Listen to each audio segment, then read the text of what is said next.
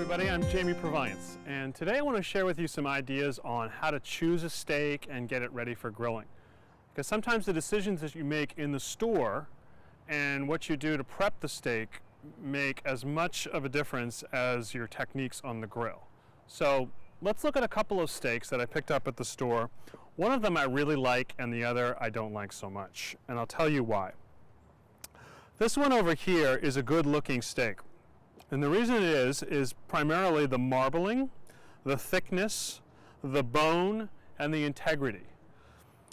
The marbling is the fat, basically. The little streaks of milky white fat running through the steak are really important for the juiciness of the steak and for the flavor.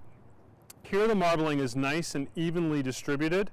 Over here, I don't see as much distribution of fat, and the fat that is around is clumped up. There are large sections of fat. And the problem with that is that those tend to melt pretty quickly and potentially cause flare-ups. They also cause some gaps in the steak. See how this one, for instance, this bit of fat here is right between two muscles, basically, and when that melts away, there's going to be a hole, and the steak is basically going to fall apart. You're going to have a scraggly piece of meat. Over here, the clumps are not so big. The meat is held a little bit better together. It has better integrity. I think that makes for a better steak overall. Now, another big issue is the thickness of the steak. Both of them are roughly an inch, maybe an inch and a quarter thick, and that's a pretty good thickness to start with. You want to go higher than that rather than lower than that. A thin steak tends to overcook really quickly in the center. It's hard to sear both sides of the steak and still leave the interior, nice and juicy and rosy red. So I find that about an inch is the minimum you can go. And of course, the thickness should be even throughout. You can see that this one was cut so that one end of the steak is actually much thinner than the other end, and that's going to create some unevenness of doneness. So you want to have a nice even thickness throughout.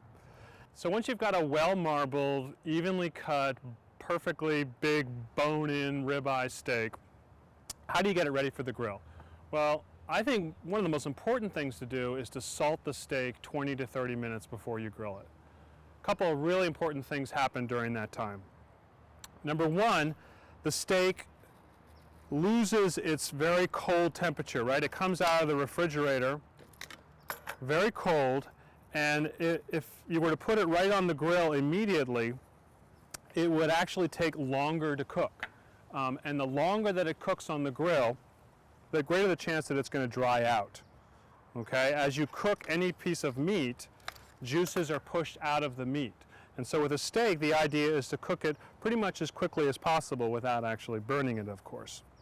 Another really important thing happens during this time is that the salt begins to work on the steak. You've probably heard that salt draws moisture out of a steak, right? And you don't want to do that for hours and hours and hours because you'll dry out the steak. And that's true, but if you do it for just 20 or 30 minutes, actually that little bit of moisture that comes to the surface of the steak makes for a beautiful, really delicious crust on the surface. So if you just take a little bit of care to pick a great looking steak and season it well ahead of time, you've set yourself up for a great dining experience. Now it's just a matter of firing up the grill and letting the meat hit the heat.